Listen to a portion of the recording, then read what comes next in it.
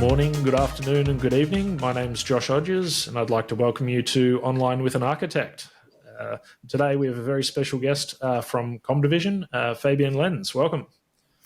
Yeah, good morning, Josh, or good evening. It's an across the globe show, I guess. So therefore, yeah, good day to you everywhere in the world. Yeah, thank you. It's 5 p.m. in the afternoon for me and early morning for you. So can you give us a quick introduction, who you are and what you do? Yeah, perfect. So my name is Fabian Lenz. I'm an architect and partner at comdivision. And yeah, I came from an area where I studied international information system, which means that I come from the business side. By heart, I was more of a nerd. I did some software development, and during my university's degrees, I met VMware. I would say it. I learned to love the IT infrastructure, and yeah, suddenly I was able to combine all of the three interests: software development, at least nowadays, business and IT infrastructure, and that really helped me in becoming, let's say, better architect as I might be if I would ignore the business side. Thanks for the introduction, and a big congratulations on the birth of your second child, I believe. Yeah, that's correct. Thanks. I think we see it with my eyes. Yeah, this tool here has no filter, but yeah, the nights are rough again. But now he has become 6 weeks. It's getting better. Oh, very good. Well, big congratulations. I remember those days well with my daughter, who's almost 13 now. So that was a while ago for me. Must be getting old. So let's talk about comdivision and end-to-end. What's going on here?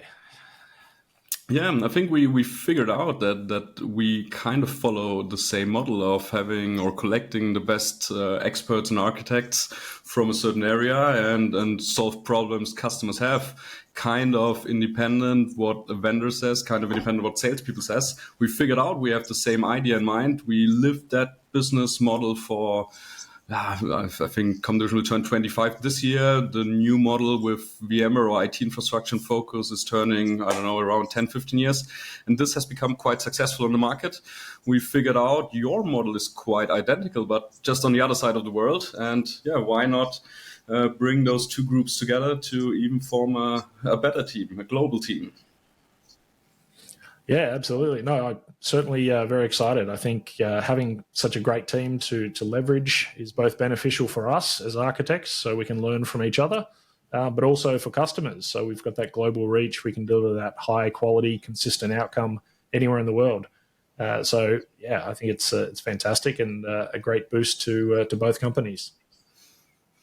Yeah, that's correct. I mean, when I met comdivision, it was 7, 8 years ago, and there were some rumors, I would say, on the market. I was a freelancer on my own. I was just knowing them by their reputation. I don't know, hundreds of certifications, dealing in every product. We're always the first in certain new products or companies that were acquired of VMware. They delivered certain go-to-market strategies for them, and I was quite curious to meet these people. Then I meet Yves in Barcelona, and we kindly connected quite well, and I became part of the team. And yeah, it's great to work in a team of, let's say, other nerds at one point of view, because we are certain nerds that love technology, that love to solve certain problems with IT solutions, and we never give up. And that's really, really special, I would say, about comdivision. Absolutely. And I think the old saying here in Australia is birds of a feather flock together. And I think highly certified and experienced VMware people want to work together and learn from each other. So I think that's a great example of what we're doing here with this partnership. Okay, after some connectivity issues, we're back. So we've just talked about the fact that we've got comdivision and end-to-end enterprise architecture, the global reach that we can provide customers. What are your thoughts on our ability to provide partner-to-partner services? Yeah, I see very, very huge potential of us acting together on the market.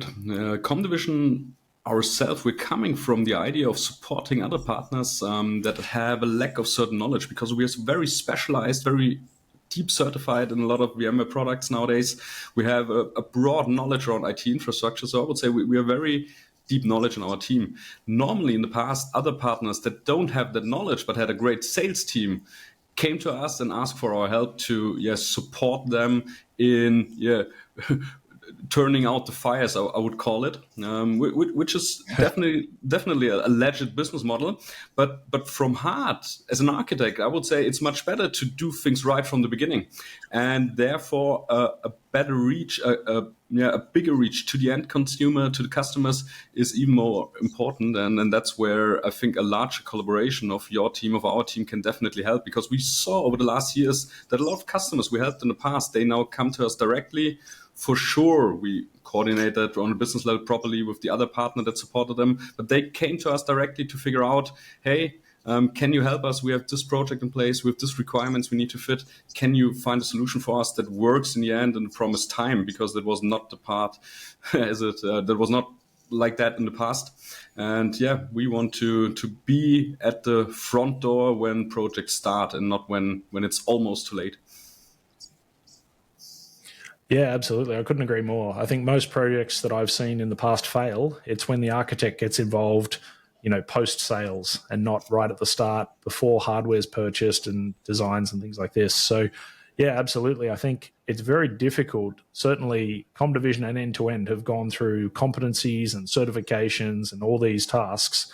These are very difficult, a lot of time, a lot of effort, and you need a lot of highly skilled people to actually achieve some of these.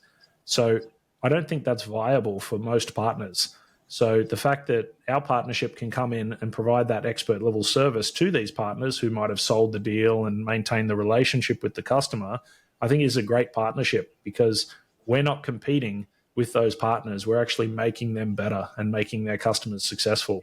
So I think the fact that we have that same business model means that this alliance is very straightforward, because we have the same values. We don't want to compete. We just want to complement. Yeah, for sure. And for some certain point of view, we're vendor neutral, I would call it. I mean, for sure, we are a VMware shop. I'm a VMware fan by heart. I know it now for 10 years. That doesn't mean that all products are great. That doesn't mean that I don't tell the customer, hey, this is not something you want to use. But we're independent of the sales force.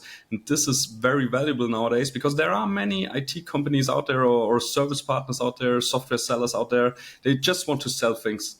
They don't care about the business problems of the customers, and we always feel our liability against the customer and what they need, and not against any kind of software vendor. And that can be painful from time to time. We have some argues with VMware accountants from time to time, because we don't agree with their opinion. But again, that's part of the game. We try to solve the customer's problem, because if the customer's happy, they are going to use more features, more subscriptions in the future. They will come to us always back. We solve their problems. They're happy with us. They're happy then with VMware, with Nutanix, with, I don't know, Azure. We don't really care what the technology vendor is, as long as the product fits to the customer's needs. Yeah, absolutely. And that's the same with end-to-end, where we're independent. We love VMware. I've spent a lot of time at Nutanix, done a lot of things with them over the years, but ultimately it comes down to the customer requirement. So whatever that solution is, whether it's a cloud native solution, whether it's something like AVS with the hypervisor on the hyperscaler, or whether it's something on-prem with one of those vendors, it really comes down to customer preference and requirements. So I think the advantage we have, especially as a team, is we are independent. And yes, we love our VMware. We're both very heavily invested in VMware technology for a long time. But of course, if the shoe doesn't fit, sometimes you have to go down a slightly different direction. Yeah, for sure. And I remember one engagement we had in the beginning of the year. Some of our team, they analyzed, they did a huge assessment on the future 5-year strategy of a certain company.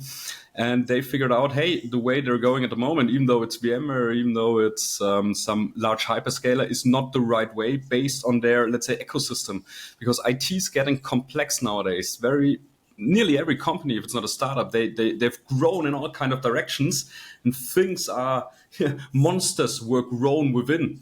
And you cannot simply tear them down and build something new. Sometimes you need to understand what's the purpose for. Is there any smarter way to a modern cloud world? And you need to understand everything, the big picture. And in this complexity, sometimes the result will be, hey, you need to go to Azure completely native, because otherwise you won't succeed in the next steps of your cloud journey, and that might also mean that we will not the partner going with you in this case, but we have other partners where we trust, and we say, hey, go to them. They will support you on the Azure way. If you come back to anything we are specialized in, like VMware, like VMC on AWS, like AVS, feel free to contact us. And they love this honesty, because that's something that has become a rare fact nowadays, that partners in the business are honest to each other. And that's something we live at comdivision. And I think from a lot of statements I heard about you or from you on social media over the last years, you are also someone who likes to tell the truth, maybe a little bit too loud from time to time, but yeah, we are direct. It's very German. So are there any German origins in you, Josh?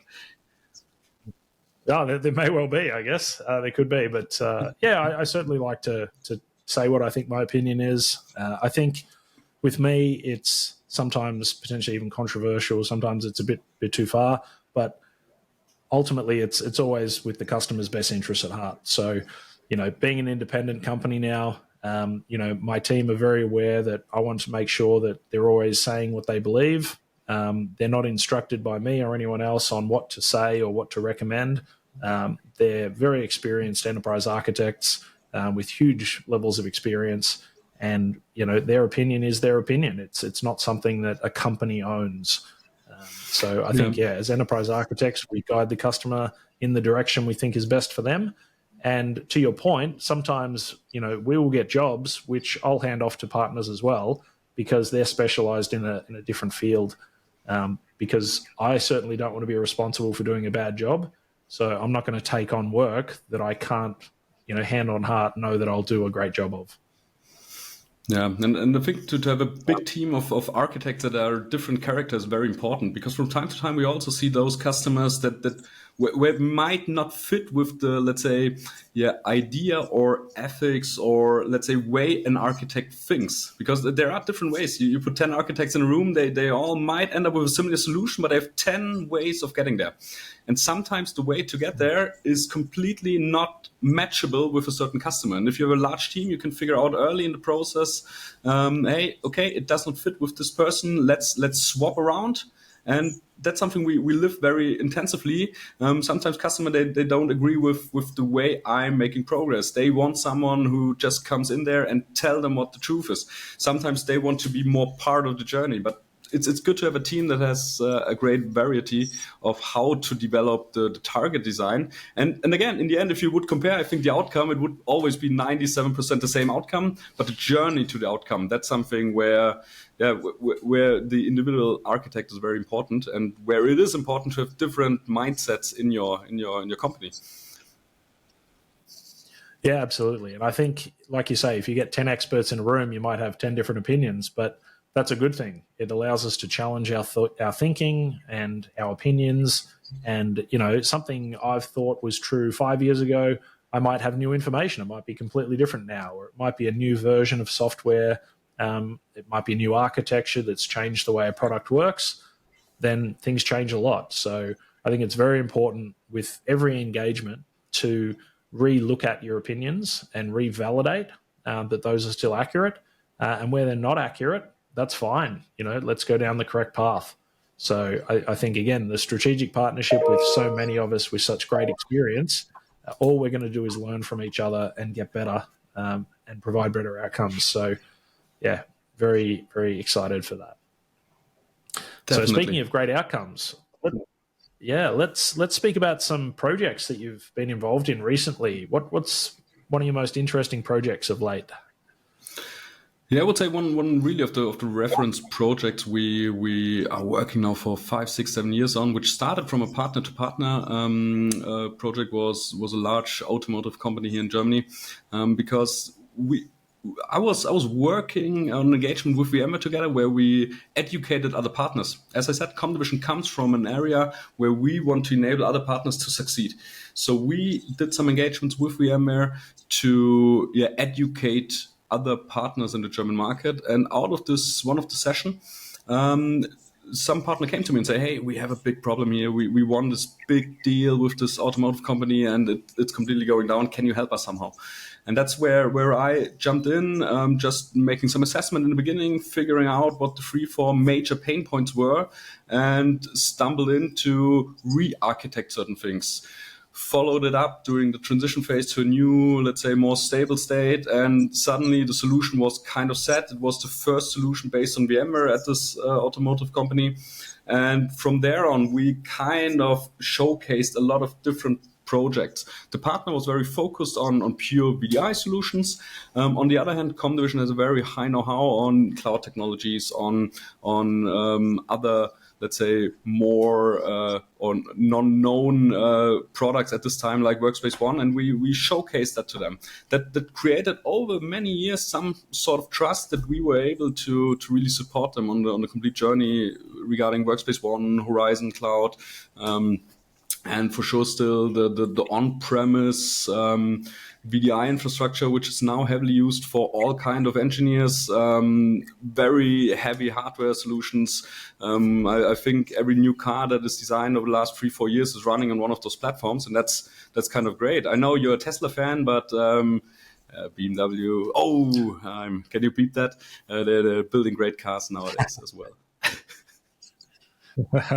Absolutely. Yeah. Look, I love Tesla, but there's a lot of cars that I love. So I'm a bit of a car guy from my older or younger days. So I used to race cars, and going to an electric car was a big shift. But I think things evolve, so I'm quite enjoying it. It's good fun. Software updates on the car are always exciting. That's true. But let me come back and just to analyze and then put the architect into the focus of the story, because the initial, I think the project started, 2015, and was really sales driven, I would say. It was a big RFP, all vendors were kind of jumping in, and the pre-sales architects were architecting solution. It sounded great on PowerPoint, and awesome. So if I see it, if I listen to the story, that is really something I want to have for my company. I would suggest like that. If I know the technological background, I would be very skeptical that certain things work as they were promised. And this is really the difference, because a sales team, they simply drop out features and they ignore the world around them. They simply rely on their own solution, but they don't have a look at the ecosystem and at other products and that are established that you need to deal with. I would say a real architect would have collected those constraints, those assumptions, and would have right from the beginning build the solution in a way, or promise a solution in a way that would work. In this case, it ended up in a mess, and it was a very, let's say, critical situation to get the architecture changed, because already certain thousand users were affected by that. And for sure, on the other hand, and I'm always struggling with the fact that if you don't have a great story right from the beginning, you don't get the deal. Yeah, so it's very tough to get the big deals without without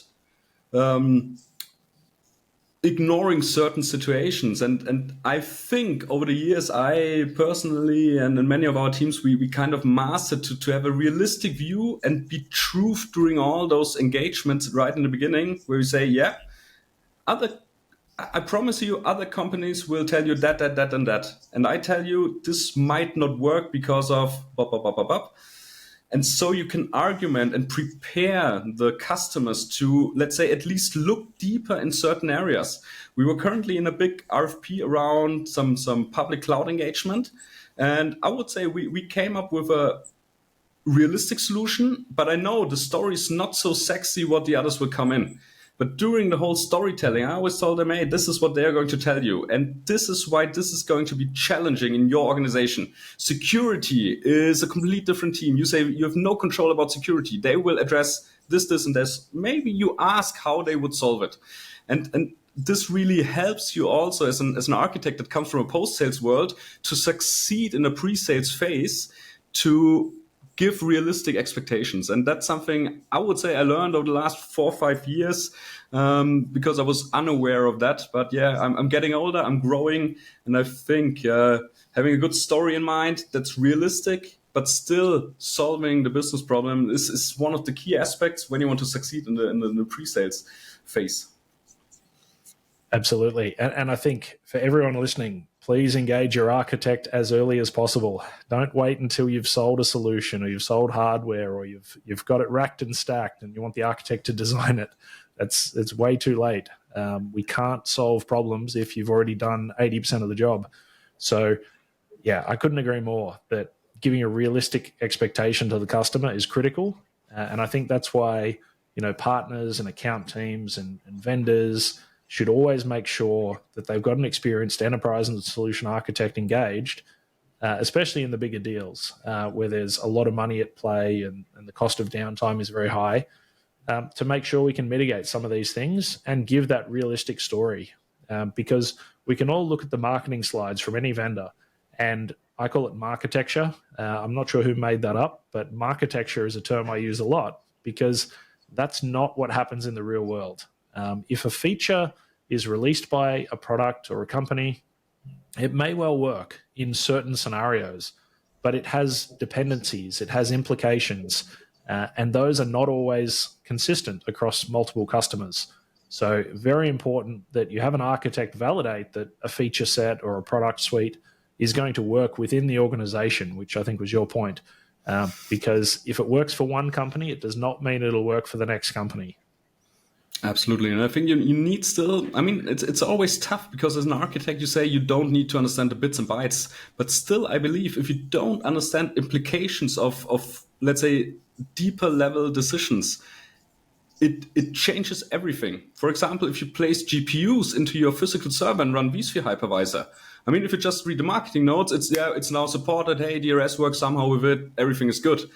In detail, depending on how you use it, it can change every aspect of everything regarding cluster sizing, regarding everything. And if you don't have the deep knowledge, you will definitely not build a good solution in the beginning. You will just end up with figuring out, oh, there's a limitation. Oh, we need to change everything. Oh, that's not what we wanted. And that's why education of the architects, knowledge exchange is so important. And I'm happy to have you guys now in that as well, because the more experts you have to exchange regularly, the more you learn from the pain points and can directly put constraints into your consideration when you create a new design. Yeah, absolutely. I think our ability to be able to peer review each other's work, to shadow each other, learning new technologies. If someone in the broader team needs to learn something, we can just shadow, and we all get better. So I'm looking forward. I'm not sure what yeah, I'm not sure if we also plan that you peer review our designs or other way around, because sometimes I know you worked, 2-3 days intensively on design, made perfect decisions, and then suddenly you get the review feedback and you're like, come on. You firstly think that's a scenario that would never really happen. And then you think about it and you said, okay, that the risk is there. The implication of changing it is not so high. Why not give the person some credit to figuring some weakness in your design? And we are very strict within our team. That is sometimes a little bit annoying. On the other hand, again, customer first, and they want the best outcome. And sometimes that means that we need to push our proud back and figure out that my personal decision I made, that my arguments were probably not strong enough to go with the design decision. And then at least the customer's happy. And after a week, I recognize, okay, that was the best decision. And next time I will definitely have that in mind. Yeah, you learn from it. So from my perspective, if someone reviews one of my designs and they think I've made some bad decisions and they give me some constructive feedback, to me, that's a fantastic day, because I don't take that personally, right? They're not attacking me as an individual. They're just helping me get better and make a better decision. So I love it. I think it's fantastic. I think this is great. I attended. Do you know the VMware Center of Advanced Learning? That's some great program of VMware where they invite you for 2 weeks and they try to turn technical guys into architects as well, thinking about the business. And most of the people, they said, yeah, I love it when I get feedback, when I do something wrong, I love feedback. And I think I'm the only one who's like, I hate it. I hate if I get negative feedback, if people correct me. But still, I accept it. I acknowledge the feedback. And internally, I'm like, thank you for this awesome feedback. I will think about it. For sure, I change my mind afterwards. But to be fair, internally I'm always like, but it seems I'm a rare species out there in the architect world who really takes those things, not really personal, but I don't know. I'm struggling more with getting this constructive feedbacks, because I I used to be the always same, think though. I'm right in the beginning. Yeah, I was the same years ago. And then I can't remember, it was probably, when I was working with like 10 VCDXs at Nutanix, right? There's just so many smart people that I know I'm not going to be the smartest. So I just, I tried to become a sponge and learn from all those guys. And so all that feedback was really good. And some of the times that the feedback is not even technical. It's your soft skills. It's how you present to a customer, or it's how you handle the situation. And you get that feedback from other consultants and architects. And yeah, it's great. It makes us all better. So yeah, I think it's good. And I understand why it hurts sometimes, though. Maybe because I'm younger than you, so I need to lose more hairs, and then maybe one day I will be more relaxed with with that. Yeah, probably, yeah. It comes with old age. So, yeah, I'm sure I've got a few years on you. But no, absolutely. So, so we've talked about that automotive company that, from Germany. Is there another project or maybe a horror story you'd like to share with us? I wouldn't. Yeah, I mean, horror story. When I tried to become let's say IT architect. I mean, I started I did my university's degree. I got certified in VMware. I was suddenly a freelance on the market, and I jumped into a project. I got hired, or not hired, with one of those recruiting companies. They dropped me into some large scale product finance sector, big bank, one of the biggest bank in the world, one of the largest IT company in the world. And I was, 28 years old, and suddenly trying to automate things around. And this project was, I think, in the end, economically a mess, and nearly on every perspective, problematic, I would call it nowadays.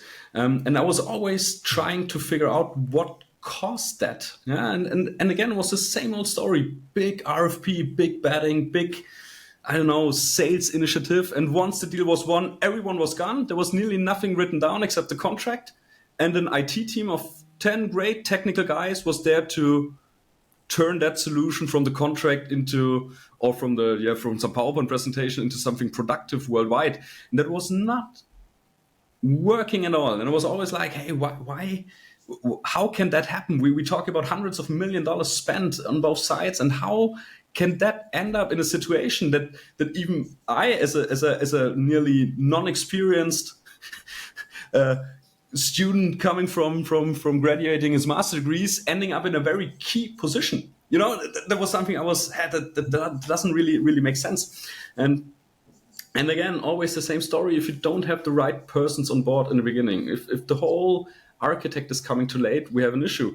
And one thing that come to my mind, where more and more companies now need us as well, or want us, is during the RFP process, during not just that we offer the service nowadays, but hey, can you as comdivision, can you get here, review all the proposals of the companies, and give us a guidance if that is realistic or not?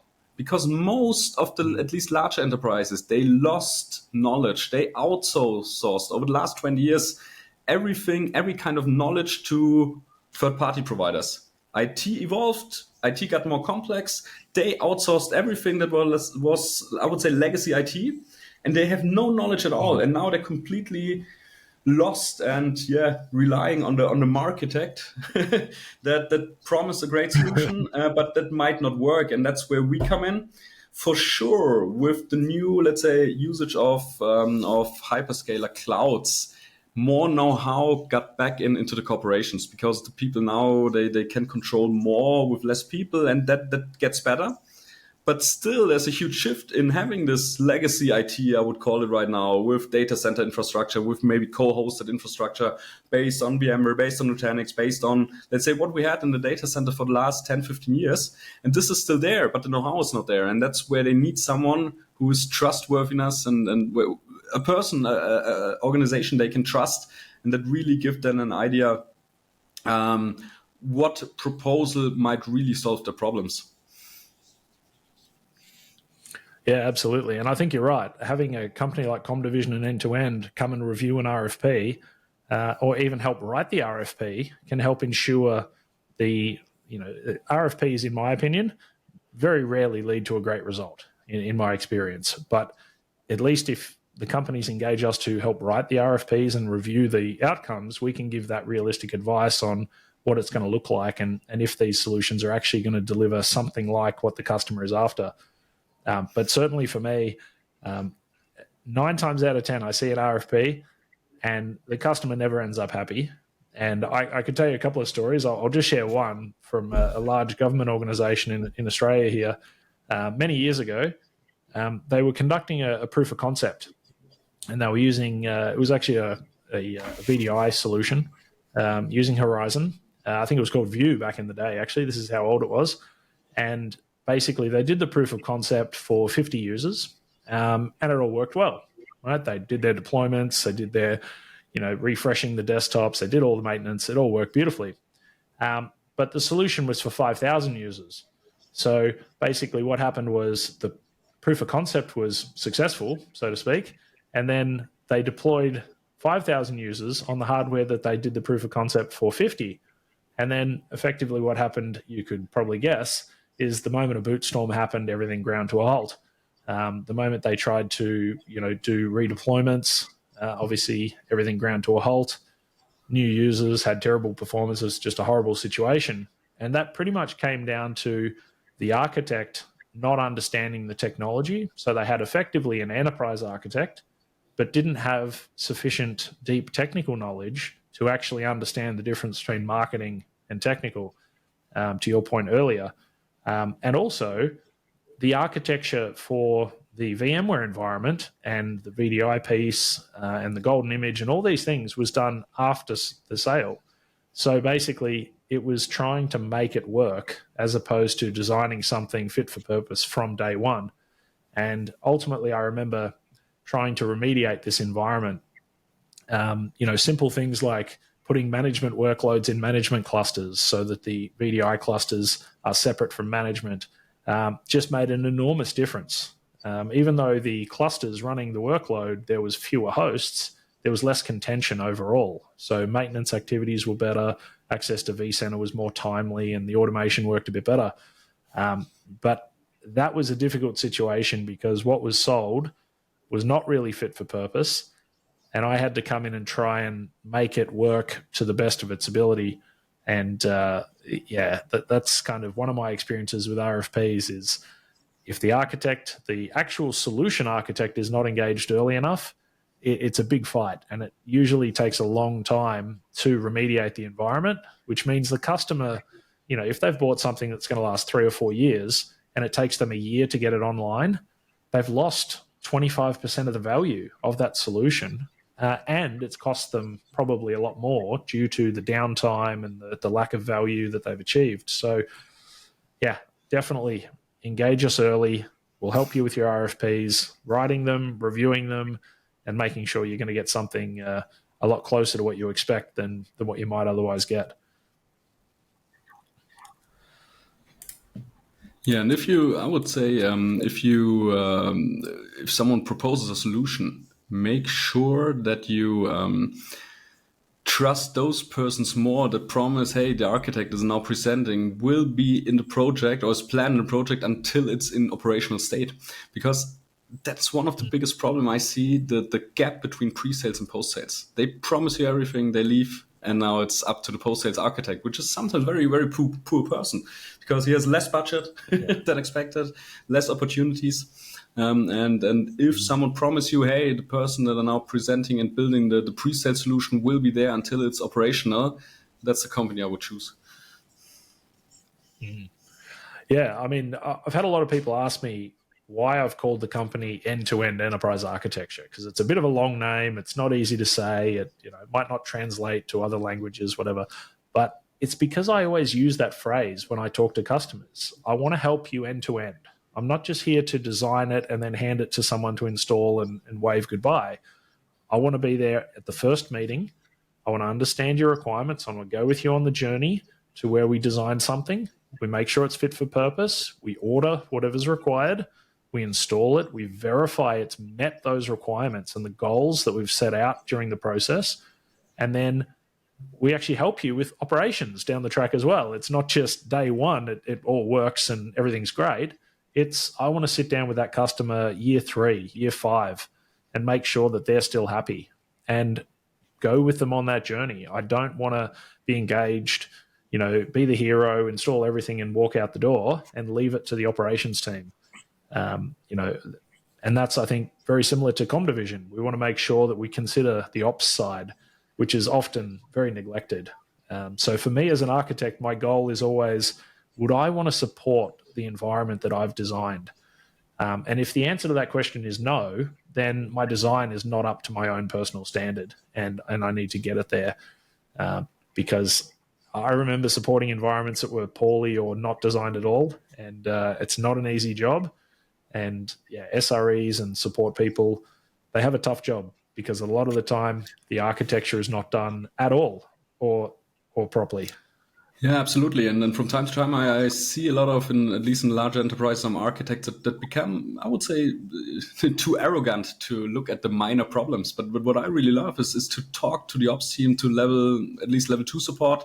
If level 1 was just doing the ticket handling, but to really figure out, hey, what was the first, what are incidents in your environment? Just talk with them half day and figure out what are typical incidents and change your mind or get new input into what might have caused it. How can we fix it? How can we fix it for the future?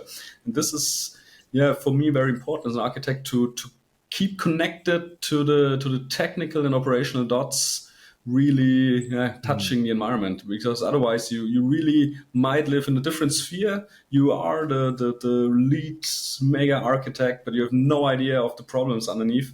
And if you don't know the problems, you can't solve them. You're not a good architect. I couldn't agree more. And one of the things I do I call it a current state assessment, which I guess is a fancy name for a health check.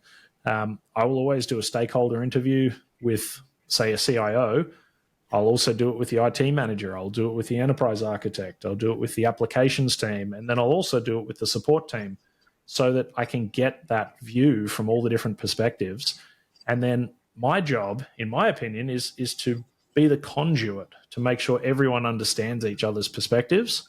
And the CIO doesn't need to understand the technology. It's my job to translate that technology into talk that a CIO is going to understand and into a solution that he's ultimately, or he or she, is going to sign off on. So I like to speak to all stakeholders, and I always learn something from everyone I speak to anyway. So I find that to be quite a rewarding part of that current state assessment, which I try to do with pretty much every customer, because I think there's so much value in just having those conversations. It gets everyone's perspective, what everyone's trying to achieve, and then you can align everyone and deliver a great outcome. Yeah, absolutely. I think also as an architect, you need to understand different languages. Not sure if ChatGPT can help us on that already, but how was it with you? Because, for me personally, I talked the business language because when I did my university's degree, there was a lot of thinking in models, abstraction of things, abstract to the right audience, think about the business. So I'm able to do that based on, let's say, my educational background. I'm able to talk to technical guys based on my nerdiness because I love technology and I have hands-on all of the time. And to everyone who's listening here, if you want to become an architect, you need to talk the language of maybe audiences you might not like, which might be business persons, salespersons, managers, but you need to talk with them. You need to tell your story. And it's a very important skill to learn that. So the question, how did you learn that? What is your background that you were able now to talk to CIOs, to the managers? Yeah, I think for me, I think the mistake that a lot of people make is the same mistake I made, which was thinking technology alone was the skill that I needed to have. So definitely early in my career, I was like, no, I'm going to be the most technical person, or I'm going to try and be the best architect I can be. And you very quickly learn that once you start talking to, the C-suite of an organization, that those type of people don't go very far, because they just can't communicate. It's like speaking a foreign language. So, what I found is I had some great mentors over the years who were, in leadership positions at IBM and Nutanix and prior to that as well, where I was able to observe those people and see what they were talking to executives about. And over time, it's just experience. You realize, okay, cool. The CIO doesn't care how many IOPS something does, right? He wants to know how the customer is going to get the service that he offers more efficiently. Okay, cool. So as an architect, we have to decide and translate between technical and business.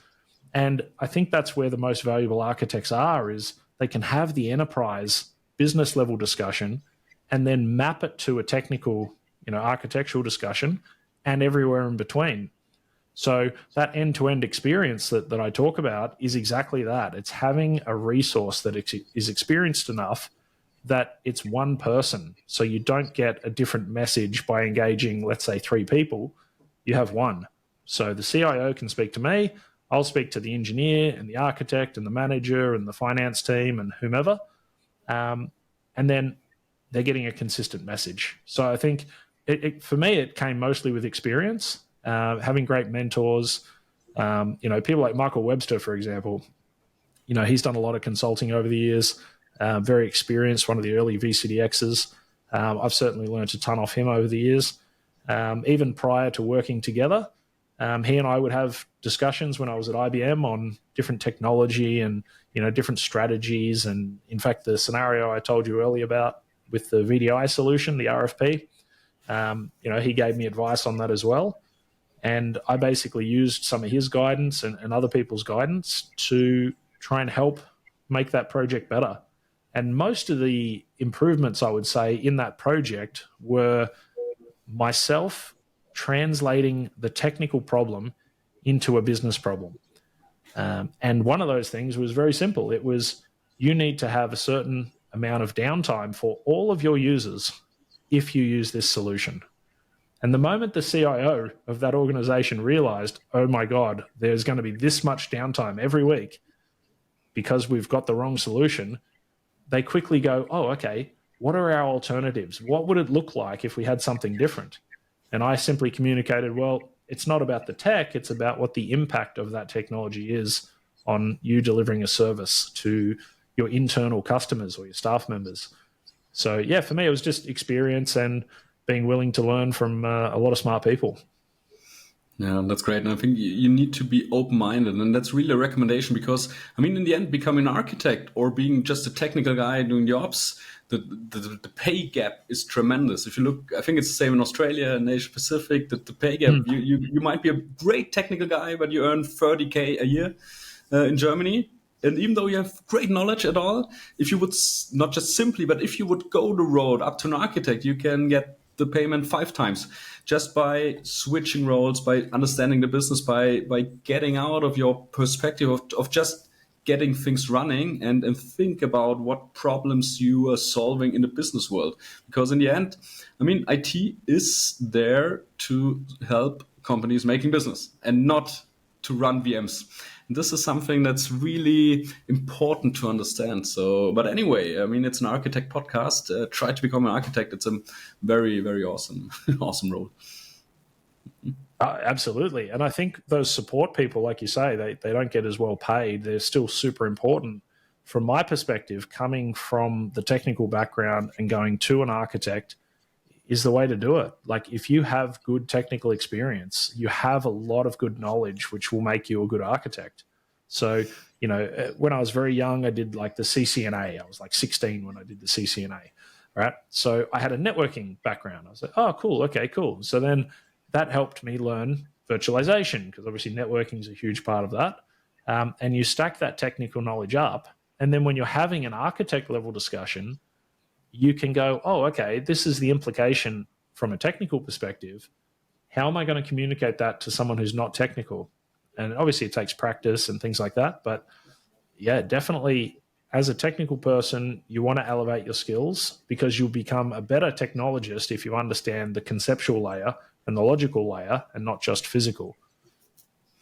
Absolutely. And then I'm not sure how it's about you, but since I become the dad of a second child, I think more about the future. And if you want to become an architect, for sure we cannot mentor you full time, but reach out for Josh on Twitter, maybe, and just ask him, hey, what to do. There's a great community out there that might help you. Reach out for me if you're in the European area, because I at least can put you into the right direction that you make a career jump, just as a side note, because we need to think about next generation architects. And if I think in the comdivision team for many years, I'm now still the youngest architect. I think we still don't we still don't have a younger architect than myself, and that's for many years now. We need to get newer and younger people interested also in the IT infrastructure and architecture field.